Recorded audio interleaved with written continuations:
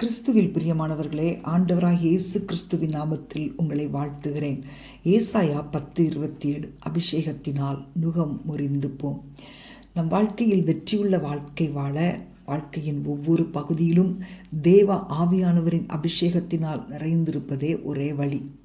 நம்முடைய பாவங்கள் மன்னிக்கப்பட்டவுடன் கர்த்தர் தம்முடைய பரிசுத்த ஆவியினால் நம்மை நிரப்ப விரும்புகிறார்.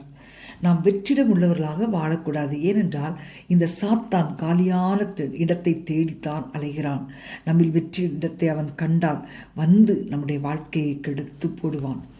அன்பான தேவனுடைய பிள்ளைகளே, உங்கள் மாம்சத்திற்கும் ஆவிக்கும் விரோதமாக ஒரு போராட்டம் நடைபெற்று கொண்டிருக்கலாம். உங்கள் மாம்ச பலவீனத்தை மேற்கொள்ளும்படி நீங்கள் முயற்சி செய்கிறீர்கள், ஆனாலும் முடியாமல் தவிக்கிறீர்கள். உங்கள் ஆத்துமாவை செழிக்க செய்யவும் பொல்லாதவனுக்கு விரோதமாக யுத்தம் செய்ய தேவையான பலனை கொடுக்கவும் பரிசுத்த ஆவியானவர் அளிக்கிற அக்கினி அபிஷேகம்